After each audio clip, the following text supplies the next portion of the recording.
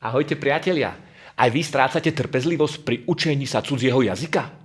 Nezabúdajte, že jazyk formuje akúsi novú dušu.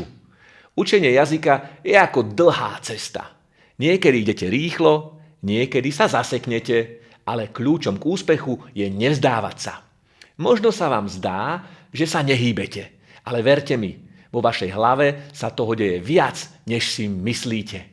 Každý nový jazyk, ktorý sa naučíte, formuje vašu novú stránku, akúsi novú dušu človeka.